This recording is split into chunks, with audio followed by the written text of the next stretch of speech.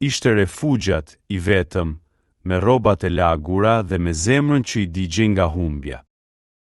Në xhepin e gjaketës mbante një fotografi të zverdhur, gruaja dhe 2 fëmijët e tij, fytyra që mbanin gjallë.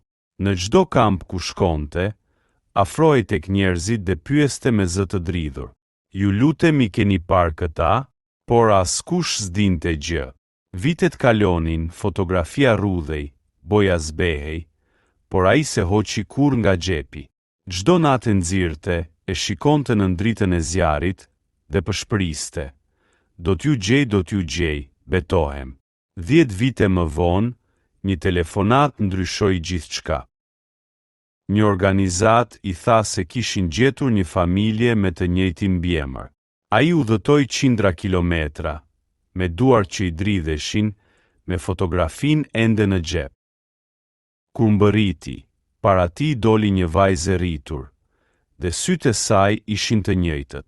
Ajo pa fotografinë e zverdhur në duart e tij dhe tha me zë të dridhur: "Unë jam ajo e vogla në foto dhe ti s'më humbe kurrë, sepse më mbajte këtu." Duke vendosur dorën mbi zemrën e tij, ai qau në heshtje. Dhimbja, pritja, shpresa u kthyen në një frym falënderimi.